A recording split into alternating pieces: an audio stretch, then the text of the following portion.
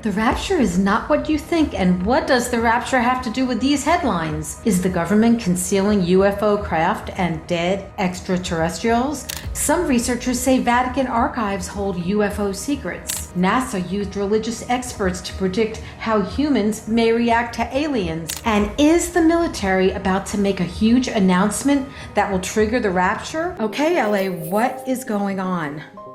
Well, what we're seeing is a ongoing revealing of what I call the greatest event in history other than the resurrection. That is the so-called revealing of the extraterrestrial presence.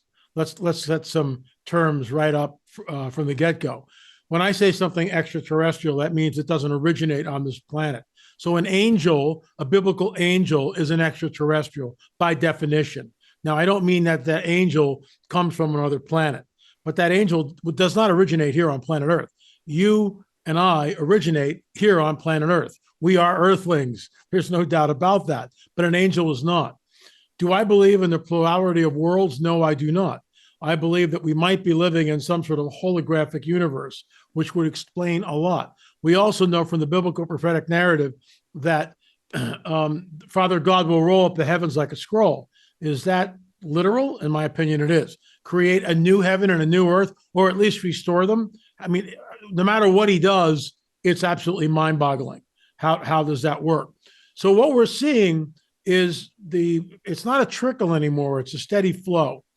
And to see what the American people, the people of the world will do, basically it's a non-event. Nobody does anything. The churches still don't talk about it for the most part, which is why the book is coming out on Charisma Media, probably in October, The Rungs of Disclosure, talking about how the rungs of a ladder, how we are going up step by step, rung by rung, to full disclosure. So they keep trickling this stuff out to see what the reaction is, and there is no reaction. The ambivalence is just beyond the pale. The Vatican, of course, is holding court. There are several authors who have penned books and point back to the Vatican. I won't mention their names. I've read all of those. The idea of the plurality of worlds, and the argument that you're constantly getting is, LA, the universe is so vast and so big with all these galaxies. How can we be so arrogant to think we're the only ones here? Well, if it's a holographic universe, it's just window dressing. See, we don't know. And there's something I talk about in the book, and I talk about it at conferences ad nauseum. So if the universe is analogous, or if the United States of America, pretty much everybody knows what the United States of America looks like. If that's the entire universe, let's say, is planet Earth in Duluth, Dallas, Point Wainimi? I mean, no one knows where planet Earth is in regards to the universe. We have no idea. We don't know where consciousness is stored. In other words, you're Janie DuVall. Okay, I'm L.A. Marzulli. You're a woman, I'm a man. And for those of you who have trouble distinguishing that, see me after class. But you're a woman, I'm a man. But where are you? Where does Janie reside? Where does LA right now? I'm gesticulating and my eyes blink and I breathe air and my heart continues to pump and I'm digesting last night's food and all this other wonderful stuff. But where am I really? No one knows. No one knows where your spirit, our consciousness, resides. Nobody has a clue. That should keep everybody awake at night. But of course it doesn't, because we're just used to this whole thing. So we are truly, mysteriously, and wonderfully made by a loving, holy God. So I do not believe that we're being visited by extraterrestrials from Epsilon Eridani or Zeta Reticuli or some of the other well-known so-called constellations like the Pleiades, where all these entities come from. These are interdimensional entities, fallen angels with a very, very dark and nefarious agenda.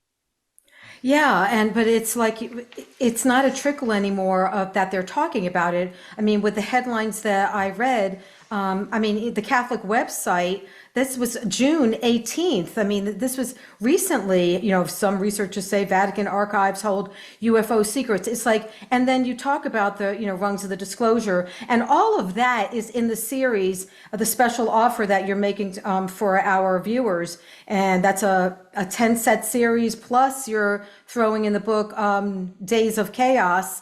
And I mean, that's an amazing series and at an amazing price. And I have to just say, why, people say, well, why do you have to keep on talking about this? But you're warning them because this great deception is coming up in the church. Like you said, they're snoring, they're sleeping, they don't really care. And yet this great deception, it's like people need to know. And I want to read something to you. I found very interesting. This was in the Boston article, and where they were talking about, is government concealing UFO craft and dead extraterrestrials? Well, these were comments from people, like you said, people don't really care, or the church doesn't really care, and then the masses, they do believe in it. This was some comments from people who say, who in their right mind would think that we are alone in this universe? There you go. Right. Another comment, right? And then another comment was, I feel the same way. There are planets and civilizations that could be 50,000 years ahead of us. And others just are, they come out with all this stuff. And if they have dead bodies, they probably have a good idea of where the aliens are from. And it just goes on and on. And then, And then at one I found comment was, there's no way they can keep this secret for long. So. It's people are inundated with information. We all are. We're just constantly bombarded with information. We are at the point where what is the truth? No one knows anymore. Okay. Christianity has been cut off at the knees. The prevailing paradigm in the scientific community and academia is that of Darwinism, that somehow we were just evolved over billions of years. There is no God, there is no supernatural. Well, where did all this come from? Where does the first self-replicating molecule, how does that work? That's what Ben Stein asks Richard Dawkins in his groundbreaking film Expelled, No Intelligence Allowed. Dawkins has no answer to it because there is no answer to it. We believe in the beginning was the Word, and the Word was with God, and the Word was God. He was with God in the beginning. All things were made by him, and without him, nothing was made that was made. So we can either believe that, which makes a very clear statement, and then when we go over to Colossians, we get the same thing. All things were created by him, and he holds all things together. I mean, it's just, you start looking at it, he spoke everything into existence. Okay. But the neo-Darwinists, okay, the ones who are living now, the neo-Darwinists look at Darwinism and realize, well, Darwin didn't know anything about the deoxyribonucleic acid, the double helix of life, the spiral of life, the building blocks of all life, the DNA, molecular structure, coding. He didn't know about that. So the neo-Darwinists are going, okay, this is really complex. This just didn't evolve. And the co-discoverer of DNA, Watson and Crick was a vexed man because he realized that this thing just didn't jump into existence. Someone created it. So the neo-Darwinists look at panspermia, the idea that we were seeded here by an advanced race of extraterrestrials. They created all life on this planet. They genetically manipulated early man. They started the world's first civilizations. They started the world's religions. Now at this critical juncture in human history, they are back to usher mankind into a golden age. And we talk about this in the last two films of the series, 9 and 10. I lay all the cards on the table. The bottom line is we are poised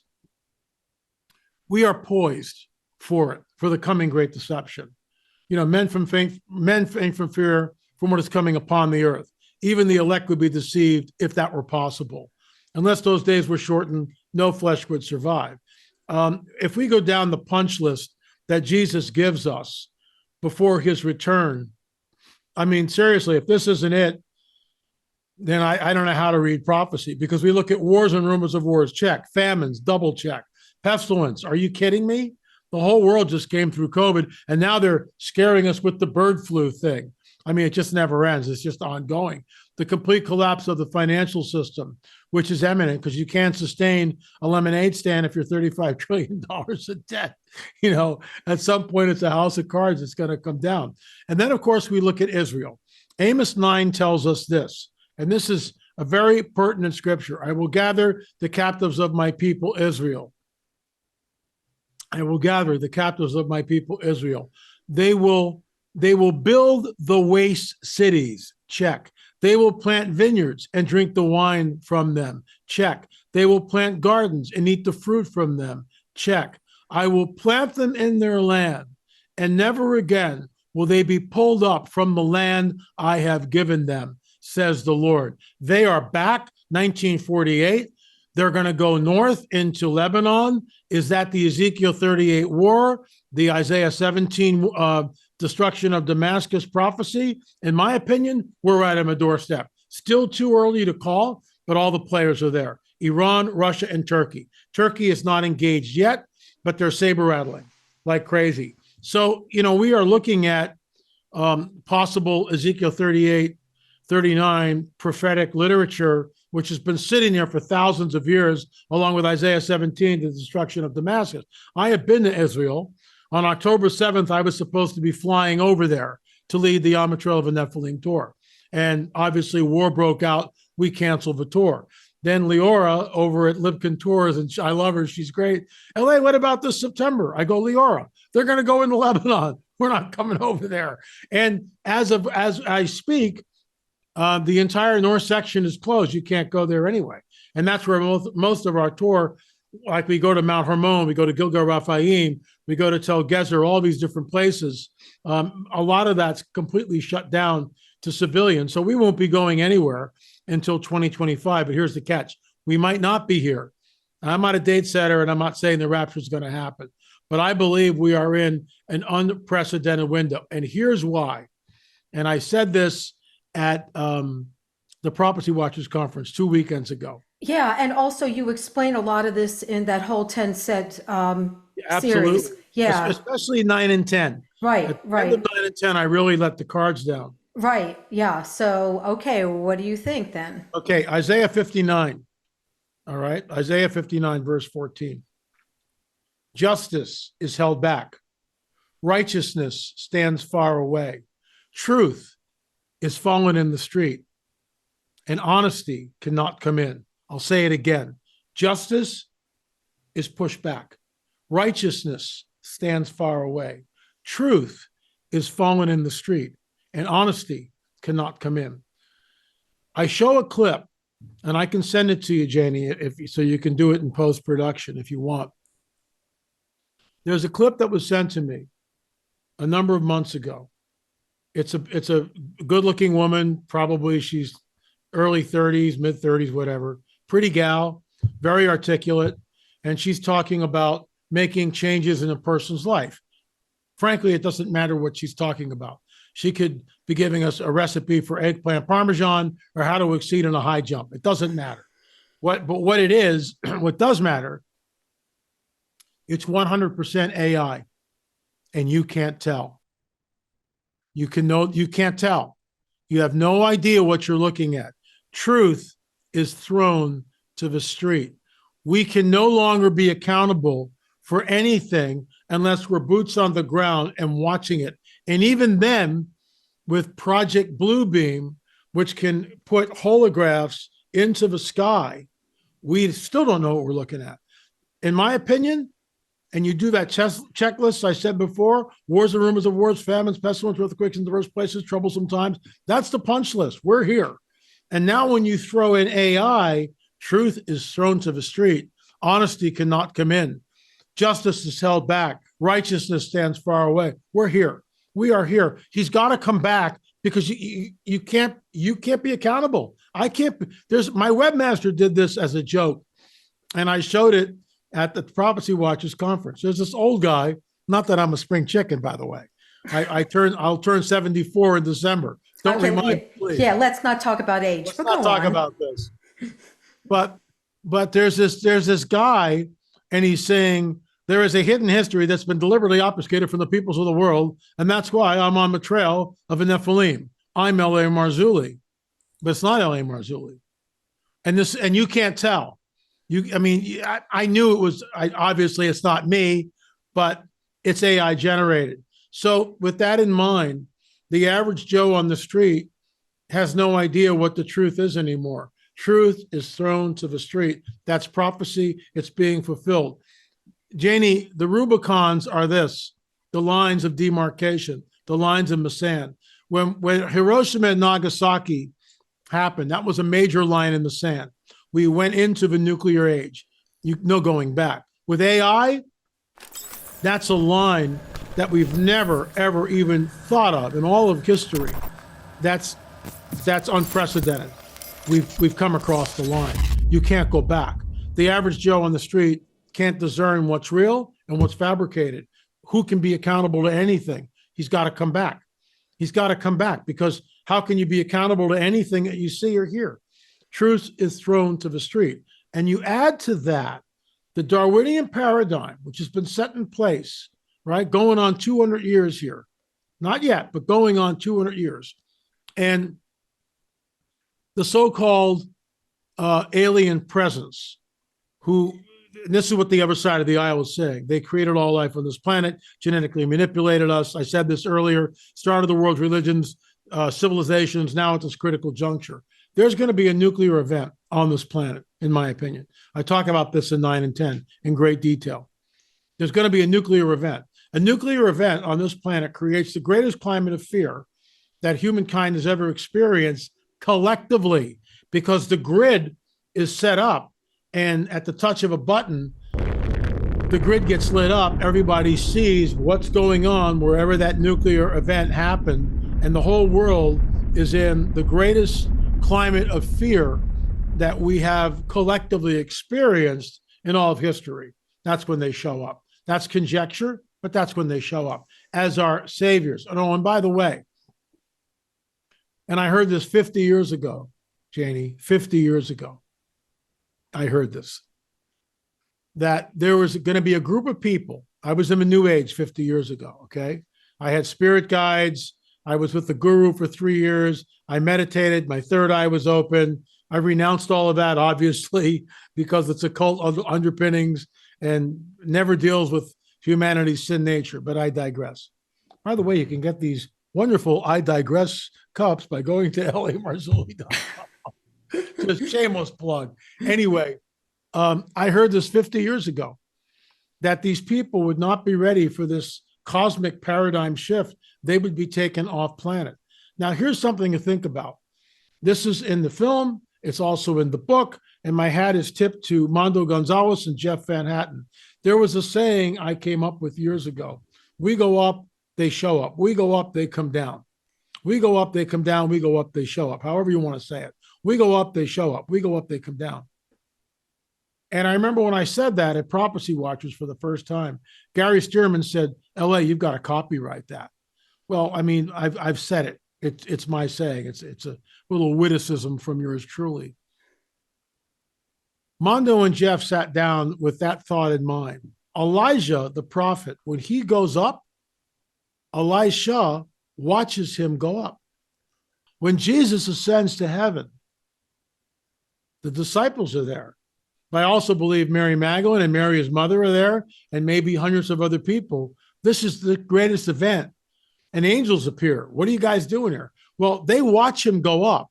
He just doesn't disappear. Where does he go up into? The cloud. He goes up into the clouds.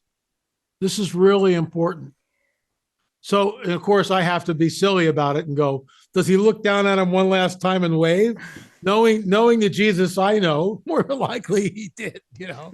I mean, did he flap his arms? I mean, he's always goofing on the disciples. I get it. It's a very holy moment. I understand that. But in all the holy moments, most of them anyway, I mean, it's like the first miracle where he changes the water to wine, right, at the Feast of Canaan. And Mary just says something which is so filled, so pregnant with meaning, and it's overlooked by most people. Mary says to the stewards, whatever he tells you to do, just do it, because she knows who he is. You know, no matter what it is, just do it. Don't even question it. Don't ask. Just go ahead and do it, because he's God, and I know he's God. This is why, and I'll digress for a second, and I'll get back to it. When he hangs on the cross, the Marys are there and John, and they're thinking, he's got to come down soon. This can't possibly be the end.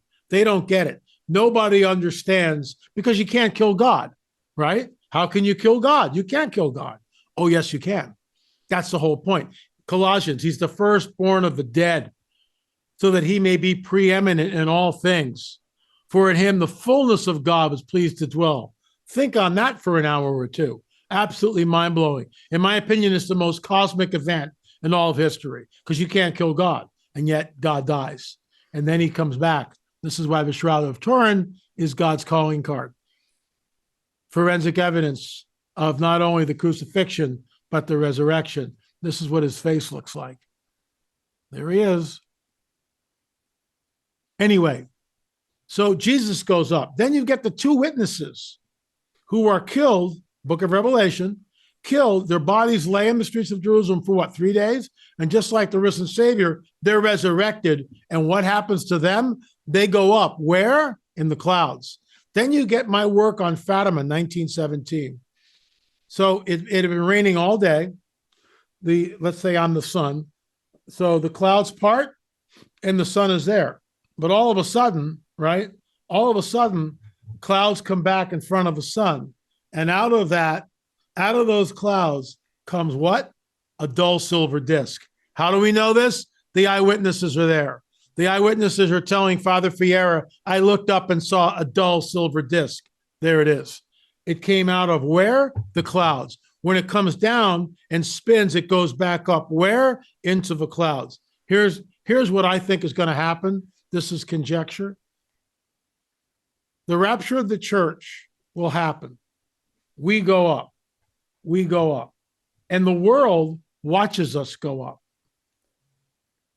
And then as we go up into the clouds, out of the clouds come mile-wide UFOs. And they will say, we took these people to a better place so that they could evolve spiritually. Janie, I heard this 50 years ago when I was in the New Age. And that, my dear, is the coming great deception, because people will believe the lie. I mean, there it is. Yeah. Now, that's now but when it's based on decades. but when you heard that like 50 years ago, were those people saying it's the Christians who are they're just going to be taken? pesky fundamentalists, of which I proudly am one. Thank you very much. Wait, say that again, because I cut you off. It's those pesky fundamentalists. It's us, because we're the only people on the planet that are looking at this going, not so fast, citizen. You know, I'm not buying this. I'm not buying the fact that we were seated here by an advanced race of extraterrestrials. Every Friday night, with all due respect to the History Channel and Ancient Aliens, bully for them. It's been on for decades, right? Ancient Alien series. We were seated here by ancient astronauts. Panspermia. I mean, I'm not disparaging them in any way. They're entitled to their belief in what they believe, the ancient astronaut theory. But there's another belief, which is what you and I hold to, and that is that we were created by a loving, holy God who's coming back, because you can't fix this anymore. With the advent of AI, you can't fix this anymore, which is why I think the time is short. Right, and the scriptures, and Jesus talks about people will be deceived. I mean, that is like such a major sign. Yeah. I still find it very fascinating that when you were talking about, okay, Israel becoming a nation, which is another sign of Jesus's soon return. Okay, so that's 1948, but that's when we start we start even seeing more of the deception with this, alien stuff going on. I mean, it seemed to increase during that time, even though you talk about Fatima, and which, people saw, they said they saw Mary, but no, actually they were seeing like UFOs. So, I mean, it started then, but it seemed like this was this major increase in the 40s. And then I found this quote very interesting, and I got this from your series. And again, you've made that 1 through 10 series, the UFO Disclosure, because people need to know exactly what's going on, and you interview people on both sides of the, both sides, so then you'll know exactly what the world's going to think, but then you also know what the believers are going to think, which you interviewed some very strong believers who think that this disclosure could happen very, very soon. That the military, right? That the military will come out and just say what you've been talking about. And, that we've been seated and all of this. But it was interesting, like 1955, I got this quote from your video, 1955 of General Douglas MacArthur: "The nations of the world will have to unite, for the next war will be an interplanetary war. The nations of the earth must someday make a common front against attack by people from other planets. But that's in the 50s. I mean, that's like on the heels of, Israel becoming a nation. And then you have the Roswell, which, you talk all about that too. And you've been to that site, which is in that series also.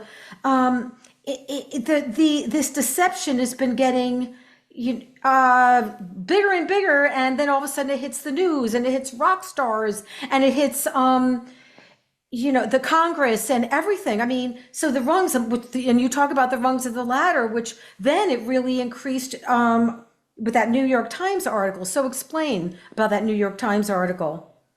Are you talking about the New York Times article, which is the first rung of a disclosure ladder, Commander David Fravor? Yeah, that blew, and this, you could go back in YouTube and other places, well in advance of that article, and because this was, I forget the exact date, 2005 or 6 or 7, something like that, and then 10 years later, 2017 is when Commander David Fravor appears on Tucker Carlson. That's when the New York Times article, comes out. And then we get Fravor. That's the first rung on the ladder of disclosure, looking right at the camera when Tucker Carlson asked him, in your opinion, what was this? And Fravor goes, whatever this was not from this earth. But the article, points to Commander David Fravor. That's the first rung. One of the last rungs on the ladder is David Grush, a whistleblower in Congress. By the way, he's been threatened. Luis Elizondo's been threatened. Elizondo came on the record several weeks ago talking about he's being threatened by the powers that be, even though he was employed by the government. ATIP, Luis Elizondo was the second rung on the ladder. And now he's being threatened for talking about this. Right. Well, are they being threatened because it seems like they are their spokespeople, and yet they're being threatened? Are they being threatened because they don't want them to say anything quite yet? Janie, I don't know. I don't have the answer to that. There could be white hats and black hats. There could be a faction in the government which wants this revealed, and another faction of the government which goes, nope, we're keeping it down. We don't know. I don't know. All I know is when David Grush, and I show this in my talks, when David Grush appears before Congress, and Nancy Mace from South Carolina states, asks him the question, were there bodies retrieved from these crashed crafts, these UFOs? Grush looks right up at her and states, yes, biologics were retrieved. She does the follow-up question, were these non-human or human biologics?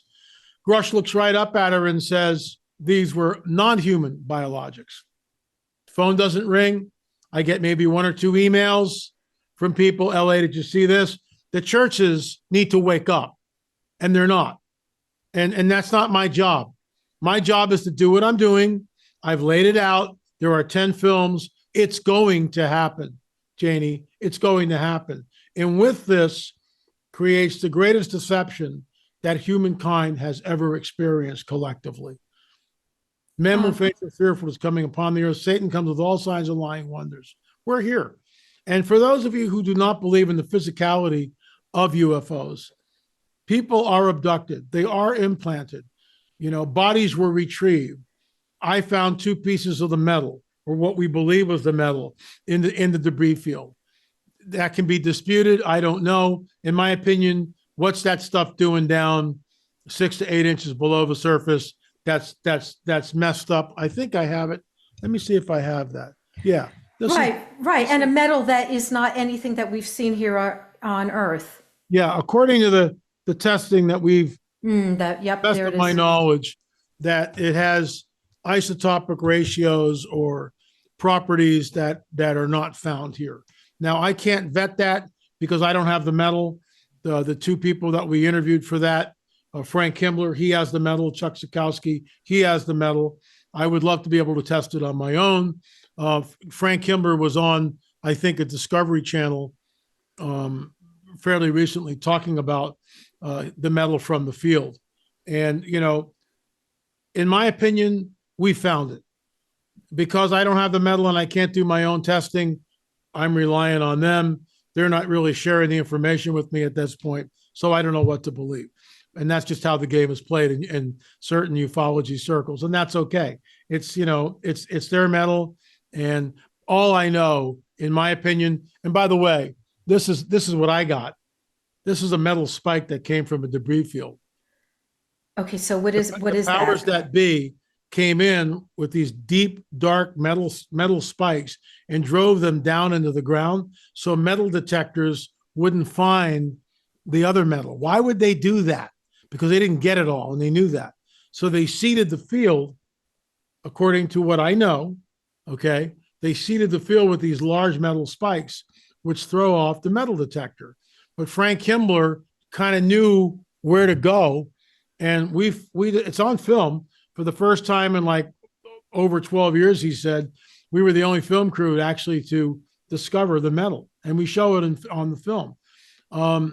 I believe that metal has isotopic ratios not found on this earth, and that's what I'm sticking with unless I hear differently.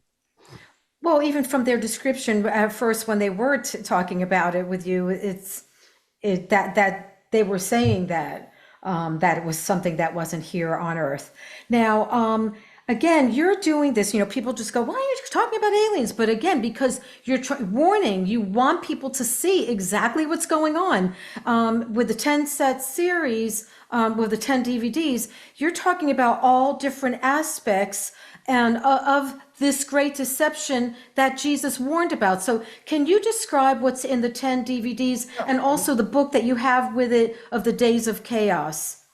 The Days of Chaos talk about the wars. Basically, Jesus is punch list. The wars, rumors of wars, famines, pestilence, earthquakes in diverse places, troublesome time. And it gives very cogent examples of where we are and what's going on. And of course, that's a free book that we're offering with the offer. So UFO Disclosure, the 70-year cover-up exposed, that's number one. Lots of close encounters of the first kind that are discussed in that. Number two is the experts weigh in, and that's incredible because I sit down with Francisco Carrera, who's head of Exopolitics Portugal, Preston Dennett, who's a ufologist, been studying this as long as I have, and we have different opinions on what the phenomena is, but you know, it's a discussion between three people, and I go back and forth between Francisco and Preston Dennett. Very lively discussion. Of course, we intersperse it with other footage and other interviews. Number three is once again close encounters, and of the first, second, and third kind. People are seeing craft up close. They're not just lights in the sky. There's physical craft that are doing things that defy our physics. Like here's a tree, so the craft goes behind the tree and disappears. I'll do it this way, and doesn't come out this side. So it should go like this and come out, but it doesn't. It goes like this and then just disappears. It's like, what? How does that work? There's also one of the in one of the films we have a guy who was a gentleman who comes on the record who was a air traffic controller, and this UFO came right down and right down, you know, almost on the tarmac. Everybody saw this thing. So it just came in like this, bling, bling, bling on the radar. All of a sudden there's this UFO over the tarmac. So, I mean, those are the first three films. Number four is where it starts to get intense. That is the abduction phenomena. We sit down with four people, all of them, two men, two women, all have been taken. They all have been abducted. Every single one of them. And Emil was the one that we took the implant out of his leg. We're the only Christian team ever to do that. There's physicality here. You can jump up and down and tell us that there's not. That's your opinion. But we did the research. We took the implant out. We had the implant tested. It was basically made of some sort of meteorite metal. How does that work? And there's no entrance wound in Emil's leg. There's no entrance wound. So how did the thing get there? And when we went to pull it out, it vanished. So Karen Wilkinson, she was taken numerous times by them. She's had all sorts of physical maladies because of it. She was impregnated 3 times by them, and they took the fetus, the entity, from her at the end of the 3rd month. It's deep stuff, very deep stuff. 5 is on crop circles. We were over in England, Crop Circle Museum. We interviewed several people, Francisco Carrera, once again, Hugh Newman, talking about the enigmatic crop circles, but we tie it back into the crop circle that appeared This is what's interesting. The crop circle that appeared in Ohio at the Nephilim Mounds Conference, and it was a dragon head crop circle, the second largest in the United States, in a field of corn that's 8 feet tall. How do you make a crop circle? And this is why we did it. Because for the first time in thousands of years, you had a group of born-again, spirit-filled Christians, Gary Stearman, Russ Dizdar, Chief Joseph Ribbleman, and yours truly, that were saying, Native Americans didn't build these mounds. This is the fingerprints of the dragon. And isn't it interesting that right before that conference, the dragon head appears in a field of corn? So that's the crop circle phenomena. So number 6 is on cattle mutilations, the darkest film I've ever worked on. Hats off to Chuck Zukowski on that. Chuck was instrumental, very instrumental in getting that film created. And Chuck is the tentpole. Chuck has been doing this for decades. If you want to do a deep dive on that, you can go to ufonut.com. That's Chuck Zukowski's website. He's been in the cattle mutilation field. And in my opinion, he's one of the leading authorities on cattle mutilations. The bottom line is, in my opinion, with cattle mutilations, all the blood is drained from the animal. Certain pieces of the animal are taken, surgically removed. The udders, the anuses, the sex organs, the flesh along the jaw, the ear, the eye, the tongues are cored out with surgical precision, not the work of coyotes. There are good Christian people, men and women, who are afraid to look at this. It's a look into Hell's Kitchen, in our opinion. That's what it is. It's a look into Hell's Kitchen. There's nothing happy. There's no happy ending with the cattle mutilation film. And in our opinion, and I believe we're the first researchers ever to connect the dots, these nefarious entities, these interdimensional entities, are creating artificial wombs for the hybrids who are taken from the women at the end of the 3rd month. They need a place to live to come in the full term. They're placed in an artificial womb. How do we come up with that? Because bovine blood can be used interchangeably with human blood in a human transfusion. So they're creating artificial wombs. That's conjecture, but it's also based on what people like Karen Wilkinson, who was on board the ships, and see the jars with the different entities, the different fetuses, and different stages of development. So that was a very, very dark film. Roswell, exoneration. We went up and we interviewed Jesse Marcel Jr.'s widow, one of his best friends. We have a clip from Marcel Sr. And all of this, basically to exonerate the Marcel name, because he was a patsy in our opinion. And then, of course, we go into the metal, which we've already shown you what that looks like. We're also in Hangar 84. We intersperse that with other clips from other witnesses. I mean, it's unbelievable. There was a retrieval in our opinion.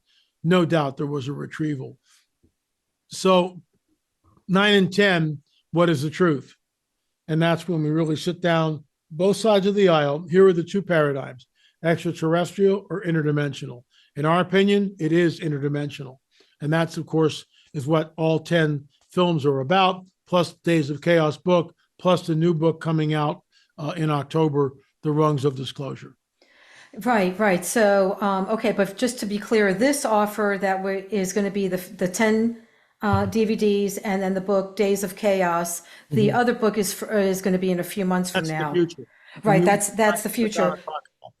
Right, and also thank you for making a special deal for those who were watching. But I did see all the DVDs, and at first I'm like, like with the cattle mutilation, you're right, it's darker.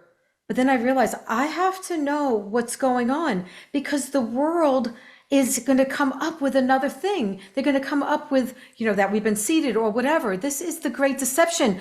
People's eyes need to be opened. So that's why you're warning people. And I mean, really, how soon do you think this could all happen? That the military will come out or whatever. How soon? I mean, I don't. Just a guess. Yeah, I would say we're looking at something fair, maybe this year, because we are on the precipice of a nuclear event someplace. And I think that's the trigger, which is why these entities are so obsessed with our nuclear bases. They know, and this is something that's conjecture, but again, it's based on, it's based on the biblical narrative. When Jesus casts out the demons from the man of the tombs, they look at him and say, Jesus, Son of the Most High God, have you come to torment us before the time? How is it that they know that this is the time of their torment? How do they know that? When Satan is cast to earth, he knows his time is short. How does he know his time is short? See where I'm going with this? These entities see through space-time in different ways, much different than we do. They're not all knowing, but they know that the time. There was an interesting article I read yesterday on Smart News. And again, it was, type of channeling information from the so-called space brothers. There's a force field around the earth, supposedly. This is all from them, from the so-called aliens. They just can't come here and manifest, right? That's a half truth. They're being held back, Jane. They're being held back. It's a half truth. Yes, there's a force field around here. It's called the Spirit of a Living God. You just can't come in here and do whatever you want. You have to have permission on some level to a certain degree. And the Lord has allowed that to a certain degree, but they just can't fully manifest the way they want to. But when that nuclear thing goes off and we're raptured, the Spirit of a Living God, that's the game changer. And that's when they show up, in my opinion. And that will change everything on this planet overnight. Absolutely. Well, anyway, thank you so much for being on the program, because this was very powerful and it's going to open up people's eyes. Thank you, Janie. God bless you.